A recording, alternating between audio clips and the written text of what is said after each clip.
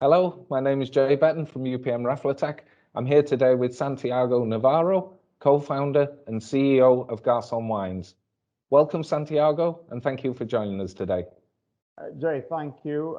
Thank you for inviting me to have this chat. Looking forward to being part of it and part of the wider event. So excited to get chatting wine packaging, sustainability, let's say the 21st century, which is a challenging one. Fantastic. So could we start by you telling us a little bit about yourself and how all this started and what were the origins of this revolutionary concept? Yeah, so thank you. As you correctly said, I'm the CEO and co-founder of Garçon Wines, but more importantly, I'm the inventor of what's come to be best known as the flat wine bottle. And I'll explain more about that later. But I think importantly, I guess I started 10 years ago in the world of wine as an online wine retailer. I started to build my first business. And I noticed very quickly, I guess I became, you could say, acutely aware that we were using a 19th century technology. The product technology that is around glass bottle was not designed for the 21st century. I would argue that actually, now that I look back with hindsight to what we've done, if you put a bunch of smart people in a room and told them to come up with the ideal vessel to get wine from a winery to a dining table, where in most instances consumers expect to drink Argentinian one week, Australian the next, French the other, Italian the following, then you would not come up with a bottle that is round and made from glass. Primarily because glass is heavy and shatters easily, and round is very spatially inefficient. And so you even can go back 2 centuries ago. So the glass wine bottle is a 17th century British invention. And it was 2 centuries later, 19th century, where the French adapted what was a very bulbous original bottle to the shapes we know today. And they were doing that for storage and transportation. So yeah, I started off as an online wine retailer, realizing that probably the bigger opportunity and the more relevant opportunity was to innovate in the primary packaging of wine, coming up with a pack that was fit for the 21st century. And I guess that is not only the e-com side of things, but it's the environmental side of things. So changing consumers, changing business models, but rapidly changing climate. And I guess we'll come back to the climate crisis later. So online wine retailer turned wine bottle innovator. So that leads nicely on to the next question. So how do you see the role of the flat bottle shape in the future going forward? Yeah, I mean, for us, the flat bottle is ultimately about spatial efficiency. And I think it's important to say that for us, flat means 2 things. Let's say it's a smart cross-section design, and to allow people to understand what you got here is a bottle that is a cross-section of round. So if you had a round bottle and you shaved 2 sides off it, you'd get something that looks like this. But smart cross-section means we can pack bottles in 2 directions. So the width and depth of the bottle is the space around the neck here. And that is also with the other shapes that we are creating. And I was actually just this morning looking at a product which we will shortly activate, 3D printed, but a new design. And other than that, it's maximizing the size of these flat panels because they allow us to pack like books. They cut all the shape. You know, the bottle must be functional, so it must save space. It must also look beautiful on a dining table. And my view is that if you create a product that's entirely functional and not aesthetically pleasing, then it's not likely to scale. You'll know better than myself, being in labels and label design and printing and all that. It's about the decorative. And for us, it's about looking beautiful in the eyes of consumers, but also beautiful in the eyes of Mother Nature. Let me say that final point is I don't think I hear enough people talking about space saving. And the reason I think it's a big deal is most people don't realize what the population explosion numbers look like. Yeah, in 1800, we were around 1 billion people on the planet. In 1900, 100 years later, we were at 1.6. In 2000, we were around 6. Those are 100-year gaps, 1.66. 20 years later, we're at 8. We are going, population exploding on a finite planet. People are getting more and more on the little space we have. Cities get busier, and mega cities get busier. And I think we need to be talking more about spatial efficiency, because as we move items through complex supply chains to localized warehouses, I see the future corner shop being a corner warehouse and not a corner shop. And with that in mind, we need to be space efficient. So yeah, for us, flat is space efficiency. It's our way of communicating it easily. Mm-hmm. And so what do your consumers say? What kind of feedback and comments have you received about the polyester bottles versus traditional glass round bottles? Yeah, so I think that because of the shape innovation, people are not so immediately making the comparison or getting stuck into the material. I mean, for us, the material element is really important. We're really proud to be one of the first in the world to launch and activate a bottle made entirely from recycled PET. I started that development at the beginning of 2017. Bear in mind that people got talking about plastics and recyclability and the need for circular economies at a much accelerated rate at the end of 2017 after Blue Planet 2 broadcast. And so for me, we were ahead of the curve. I was ahead of the curve because I watched macroeconomic and macro-environmental data, because I believe they show the picture of what's going to happen in the future if you look at things like that rather than look at what's happening immediately around you, but look to data that has a prediction into the future. And I'd say economic and environmental are probably the two most important ones to look at from a business perspective. So coming back to what do consumers think. So we're a B2B business, but it's lovely to build a business in an era of social media, because if you care, you monitor what people say. And let's say that in most instances, people jump on social media to talk about products when they are ranting rather than raving. But we get a lot of the raving and very little ranting, although I do watch out for the ranting because it teaches us a lot. Mm-hmm. So yeah, in general, they've been positive. I'm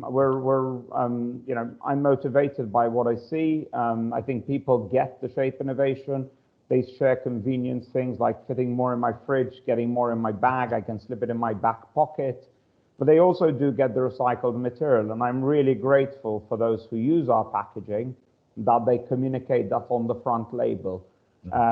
That's really important, as consumers need to know that it's the right thing to be doing using pre-existing material, whether it's PET, whether it's aluminium, whether it's glass, it needs to be pre-existing. So we've got enough material, and the wine industry can easily use recycled material because it's not such a big industry. The entire wine industry, global wine industry, is a third of just Coca-Cola. I can understand why Coke can't switch overnight, but I can understand why wineries should. And so, consumers are positive. We're really pleased at the response.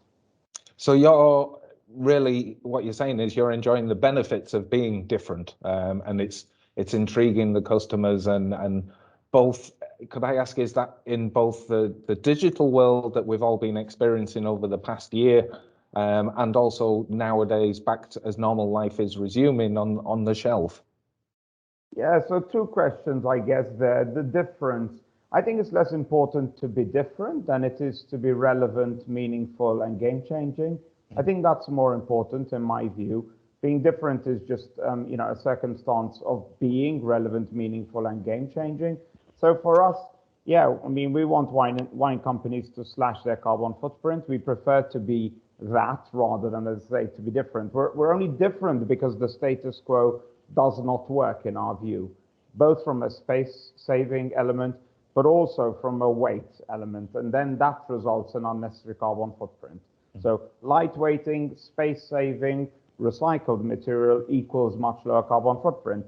And so for us, that is important. That's why I believe, if we do a social media sentiment analysis like we did last year of 1,000 social media posts in English, 70% were positive, 2% were negative. The balance was neutral. So for us, it's really important to recognize that. In terms of the online, offline, digital, etc. question, I really think we work better in person. I mean, the pack was originally designed to be the ideal bottle for wine e-commerce, yeah, and to have a very low carbon footprint and to be fit for the 21st century.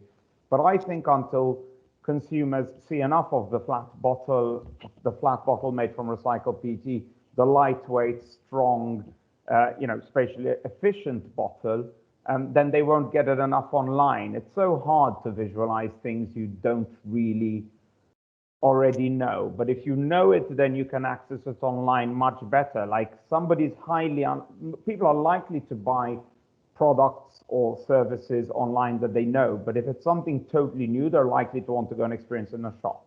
That will be with clothes, it will be with furnishings, it will be with many other things. However, it's the thing you consume. So yeah, I think the offline works better than the online for me at the moment. But the future is, I guess, a blended scenario with much more delivery. Even if we are purchasing in brick and mortar, we'll likely not walk the product home ourselves. It doesn't make sense. The delivery system will be easier. You'll be able to have larger warehousing. The product you go and experience is just a display model. You don't actually take that one home, so you don't have to restock shelves and all these items. So yeah, for us, it's offline, I guess, is where I like people to experience what we do. Good.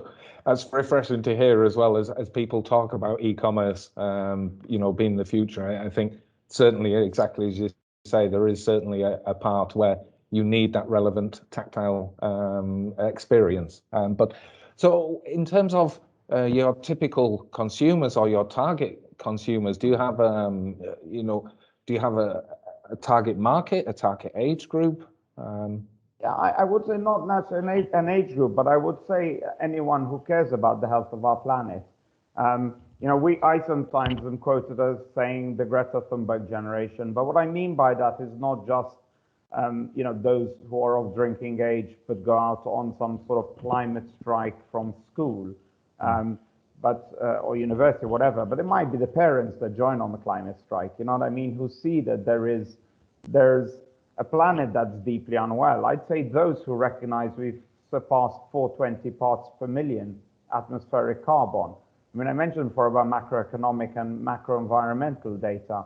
If there's one thing I hope anyone starts to monitor after listening to this talk, is the CO2 on our atmosphere, since that is ultimately what is going to judge the 1.5 or 2 degrees. At 430, scientists say 430 parts per million will surpass the 1.5. At 450, will surpass 2 degrees. That's when the world starts to become very inhospitable as a planet. It won't be very good at all to live on. So, yeah, I guess we're targeting those. We're targeting those who care about what the planet their grandchildren will live on. We're not targeting those who are selfish, greedy, self-centered, and don't care about their carbon footprint ultimately. Yeah. So, in your opinion, then, how can we, drive people or drive the change rather in terms of closing the loop and working towards a circular economy? I guess as businesses, the comfort with calculated risk. There's too much a culture of do what you do and do what you know is going to keep you your job or not get you in trouble or anything of that matter. I would encourage businesses to be comfortable with risk as long as the intentions have been shown that they were aiding a drive towards sustainability. It might be adopting a very different vehicle fleet than you would have expected, changing energy supply, installing some sort of clean energy solution in your business, encouraging people to just be responsible in carbon footprint generation. I'm sometimes deeply concerned that unless it's utopian, people don't want to implement it. Yeah, okay, the invention, but it's not exactly when we either do it or we have to achieve 100% of something, and then it's like, no, if you get to 50%, you're already much better than you are today. So to me, it's like be comfortable with the unknown, test new things, calculate risk always. I'm an entrepreneur. For me, it's all about risk. And reality is just be able to be comfortable with the unknown. You might dedicate resources, time, and get down a path where you have to go back from. But I believe that in the state in which we are as a planet, the risk of inaction is far, far greater than the risk of action that does not work. Because the risk of inaction will place companies in a position where when we get to 430 parts per million, when we go close to 450 or surpass that, there's no way when we're living on a planet that's deeply inhospitable that anyone is going to be generous to companies who took the zero risk route and did nothing about carbon footprint mitigation. So the climate crisis is our big challenge, and we need to innovate to get ourselves out of the mess we are in. And in order to innovate, we have to be comfortable with calculated risk, not irrational risk, calculated risk. Mm-hmm. So how do you measure, what measuring techniques do you use to measure sustainability? Yeah, I mean, sustainability is an interesting word, as most people connected with eco-friendliness. But for us, it's triple bottom line. It's why increasingly we call what we do in a packaging space clean tech packaging, not sustainable packaging, as what we want to do primarily is the planetary side of the triple bottom line. For us, it's important that sustainable innovation like we do benefits people, benefits profit, benefits planet. And so for us in this instance, you know, it's more important at this point that we are acceptant that the planet is deeply unwell. We need to become sort of, talking by the way with the last question, you know, the green premium. Bill Gates is so well covered at the moment, begging companies to consider the green premium, be comfortable with the extra price you must pay in the short term for a lower carbon solution.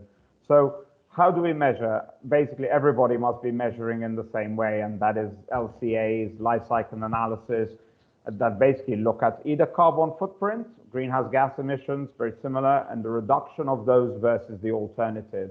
And so we conduct such assessments with companies who are looking to implement our packaging. We're always very excited to give the data to people and to work with them if they want to make that analysis. Approximately speaking, we see about a 50% reduction when we do these studies. It's other people's data, so we give them our inputs in terms of the pack, where it would come from, how they fill it, etc., how they move it. But we should just be using LCAs. We should have a shared, a shared system. Those LCAs should be public for others to use and utilize, but they need to be published by those who own the data, not those who help create them. And yeah, ultimately, I think we will very shortly, governments will force them in the way they will force us to submit company accounts to make sure that we are doing things properly and we're paying the appropriate corporate taxes and everything else, because it will become the most important point.